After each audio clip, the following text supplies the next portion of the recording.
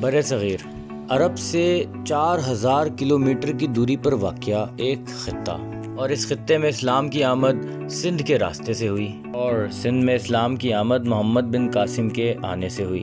مگر محمد بن قاسم کے آنے سے پہلے سندھ کے حالات کیا تھے؟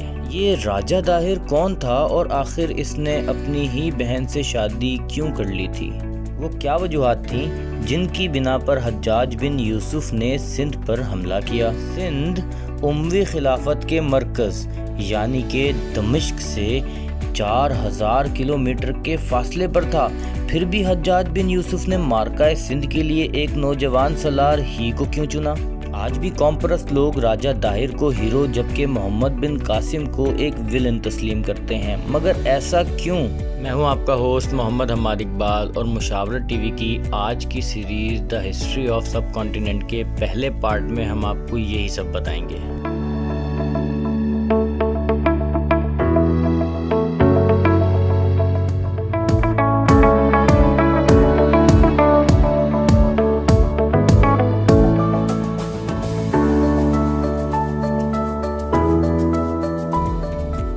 دوستوں، آج ہم تاریخ میں بہت پیچھے جانے والے ہیں۔ جی ہاں دوستوں، ہم بات کرنے جا رہے ہیں رائے سہائے سیکنڈ کی۔ اب آپ یہ جاننا چاہیں گے کہ آخر یہ رائے سہائے سیکنڈ ہے کون؟ مائی ڈیئر فرینڈز، آج ہم سب کانٹیننٹ کی مڈ ایول ہسٹری کو ڈسکس کر رہے ہیں۔ جس زمانے کی ہم بات کر رہے ہیں یعنی کہ 700 ایڈیز، اس زمانے میں بر صغیر بہت سی مختلف اسٹیٹس کے اندر ڈیوائیڈ تھا، جیسے کہ پنجاب میں سکھوں کی حکومت تھی، اور بھی مختلف خطوں پر مختلف جگہوں پر چھوٹی چھوٹی سی اسٹیٹس بنائی گئی تھی۔ سندھ کے اندر حکمرانی تھی رائے سہائے سیکنڈ کی، اور رائے سہائی سیکنڈ بدھسٹ قوم کے ماننے والے تھے۔ یہ بدھا کی پوجا کرنے والے لوگ تھے، اور سندھ کا مین مذہب ہوا کرتا تھا وہ بدھسٹ ہی ہوا کرتا تھا۔ رائے سہائی سیکنڈ یہ لاسٹ کنگ تھے سہائے کنگڈم کے، سہائے ڈائنیسٹی کے، اور ان کی جو سہائے ڈائنیسٹی تھی یہ 489 اے ڈی سے 632 اے ڈی تک قائم رہی۔ جب 632 اے ڈی میں رائے سہائے سیکنڈ کی ڈیتھ ہو گئی تو اس کے بعد جو اس کا وزیر تھا چچ، اس نے رائے سہائے سیکنڈ کی بیوی کے ساتھ کچھ ساز باز کر کے سلطنت کو اپنے ہاتھوں میں سمیٹ لیا۔ چچ جو کہ ایک ہندو تھا اور برہمن فرقے سے تعلق رکھتا تھا، تو اس کے بادشاہ بنتے ہی سندھ کا جو مذہب تھا، جو سیاسی مذہب تھا، اس میں تبدیلی واقع ہونے لگی، اور برہمن جو تھے وہ سندھ کے اندر مقبولیت میں آنے لگے، اور برہمن کو جو ہے وہ سندھ کا مین ریلیجن جو ہے وہ سمجھا جانے لگا۔ مائی ڈیئر فرینڈز، چچ کی 3 اولادیں تھیں، 2 بیٹے پہلی بیوی سے اور 1 بیٹی دوسری بیوی سے۔ پہلے بیٹے کا نام دھرسیا اور دوسرے کا داہر تھا، جبکہ بیٹی کا نام رانی بائی تھا۔ مائی ڈیئر فرینڈز، یہ وہی چچ ہے جس کے نام سے چچ نامہ بھی آپ لوگوں نے سنا ہوگا، جس کو 18th سینچری کے اندر مرزا خلیج بیگ نے سندھی میں ٹرانسلیٹ بھی کیا تھا۔ مائی ڈیئر فرینڈز، چچ کا ایک بھائی بھی تھا جس کا نام چندر تھا، جو کہ بدھسٹ قوم کا ماننے والا تھا۔ اس کی اپنی ایک ریاست تھی، ایک راجدھانی تھی، جو کہ اس وقت کے برہمن آباد میں قائم تھی۔ دوستوں، برہمن آباد آج کے حیدرآباد کے نزدیک واقع تھا۔ چچ کا دور 632 اے ڈی سے 724 اے ڈی تک رہا۔ چچ کی ڈیتھ کے بعد تمام تر سندھ کا کنٹرول چندر کے ہاتھ میں آ گیا، اور چندر 8 سال اس پر حکمرانی کرتا رہا۔ 8 سال کے بعد جب چندر کی موت واقع ہو گئی تو چچ کے بڑے بیٹے دھرسیا نے حکومت کا کنٹرول سنبھال لیا، لیکن دھرسیا کی حکومت بھی زیادہ عرصہ تک نہ رہ سکی، اور وہ بھی اس دنیا سے چل بسا۔ دھرسیا کی موت کے بعد سندھ کی کمان داہر نے اپنے ہاتھوں میں سنبھال لی۔ داہر ایک خاص جنگجو قسم کا انسان تھا۔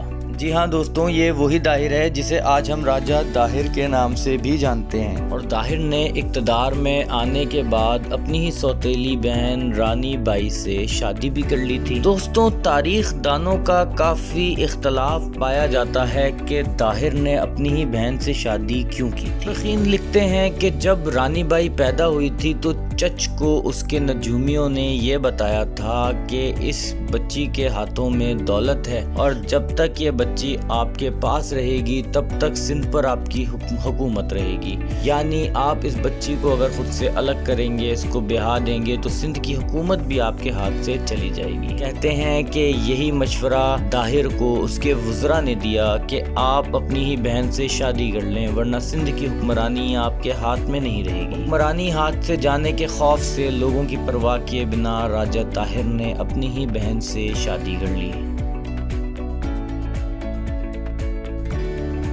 تو مائی ڈیئر فرینڈز، جیسے کہ اب تک آپ سمجھ چکے ہیں کہ سندھ کا جو مذہب تھا، جو سیاسی مذہب تھا، وہ بدھسٹ اور برہمن کا ایک مکسچر سا بن چکا تھا۔ ہندوؤں کے اندر اونچ نیچ کا کنسیپٹ بہت زیادہ مانا جاتا ہے۔ ہندوؤں میں 4 ذاتیں ہوتی ہیں: برہمن، کھشتری، ویش اور شودر۔ ان میں سب سے زیادہ اونچی اور پاک ذات مانا جاتا ہے برہمنس کو، کیونکہ برہمن ان کے مذہب کا سب سے زیادہ علم رکھتے ہیں، اس وجہ سے برہمنس کو سب سے اونچی ذات تسلیم کیا جاتا ہے۔ دوسرے نمبر پہ آتے ہیں کھشتری۔ یہ وہ لوگ ہوتے تھے جو سلطنت کی حفاظت کی ذمہ داری سنبھالا کرتے تھے۔ فوجیوں کے موسٹلی کمانڈرز انہی میں سے ہوا کرتے تھے۔ جیسے کہ آپ ہندوؤں کی راجپوت ذات سے تو واقف ہی ہوں گے، بہت لڑاکا اور جنگجو قوم ہوا کرتی تھی، تو راجپوتوں کا تعلق کھشتریوں سے ہے۔ تیسرے نمبر پر آتے ہیں ویش۔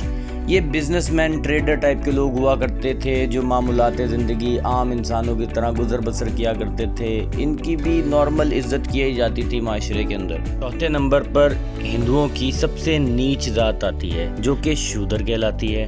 دوستوں، اس ذات کے اندر، اس کاسٹ کے اندر وہ لوگ ہوا کرتے تھے جو کہ کچرا چنتے ہیں، صاف صفائی کا کام کرتے ہیں، تو ہندوؤں کے لیے وہ نیچ لوگ ہیں اور ہندو انہیں بہت گندے مانتے ہیں۔ آج تک ایسا ہی کنسیپٹ مانا جاتا ہے۔ شودر ذات سے تعلق رکھنے والے لوگوں کو شہر کے اندر آنے کی اجازت نہیں ہوا کرتی تھی۔ یہ شہر میں صرف صاف صفائی کے لیے آیا کرتے تھے، اور مورخین یہ بھی لکھتے ہیں کہ جب یہ شہر کے اندر داخل ہوا کرتے تھے تو ان کے پیچھے ایک جھاڑو بندھا ہوا کرتا تھا تاکہ جہاں جہاں یہ قدم رکھ کر چل رہے ہیں اس جگہ کو یہ صاف بھی کرتے ہوئے چلیں۔ ان کے بچوں کو تعلیم حاصل کرنے کی اجازت نہیں تھی، انہیں بیسک حقوق نہیں دیے جا رہے تھے۔ راجہ طاہر کی حکومت میں لوگوں کو ان کے بنیادی حقوق نہیں دیے جا رہے تھے۔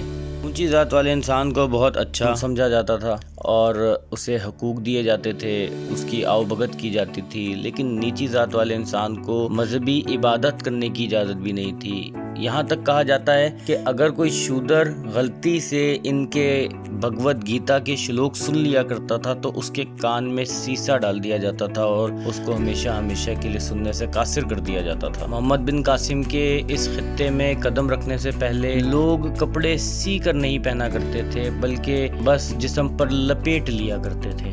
تہذیب اور تمیز کا تو اس خطے میں کوئی نام و نشان ہی نہیں پایا جاتا تھا۔ ہاں، محمد بن قاسم کے آنے سے پہلے بھی مسلم تاجر اس خطے میں آیا کرتے تھے تجارت کے سلسلے میں، لیکن وہ یہاں زیادہ وقت رکتے نہیں تھے کیونکہ اس خطے میں رہنے لائق حالات کبھی تھے ہی نہیں۔ آج کی ویڈیو بس یہیں تک تھی۔ ہاں میں بھولا نہیں ہوں، 2 سوالوں کے جواب رہ گئے ہیں۔ ایک سوال یہ تھا کہ حجاج بن یوسف نے سندھ پر حملہ کیوں کیا، اور دوسرا سوال یہ تھا کہ 4000 کلومیٹر کا فاصلہ ہونے کے باوجود ایک نوجوان سالار کو ہی کیوں چنا گیا۔ تو میرے پیارے دوستوں، ان دونوں سوالوں کا جواب میں معرکہ سندھ کے اگلے ایپیسوڈ میں دوں گا۔ میں امید کرتا ہوں کہ ویڈیو آپ کو پسند آئی ہوگی۔ اگر پسند آئی ہے تو اسے لائک کر دو، اپنے دوستوں کے ساتھ شیئر کیجیے گا۔ چینل پر نئے آنے والے دوست جلدی سے چینل کو سبسکرائب کر لیں، ساتھ لگے بیل آئیکن کو پریس کر دیجیے گا میری تمام تر نئی ویڈیوز کا نوٹیفیکیشن آپ کو بر وقت مل سکے۔ میں آپ کے کمنٹس کا منتظر رہتا ہوں، اس سے مجھے پتہ چلتا ہے کہ آپ کو میری ویڈیوز کیسی لگ رہی ہیں۔ تو ڈھیر سارے کمنٹ کر کے میری حوصلہ افزائی کیا کیجیے تاکہ ایسی ویڈیوز میں آپ کے لیے اور لاتا رہوں۔ ملتے ہیں اگلی ویڈیو میں، تب تک کے لیے اپنے میزبان محمد عماد اقبال کو دیجیے اجازت۔ فی امان اللہ، اللہ حافظ۔ پاکستان زندہ باد۔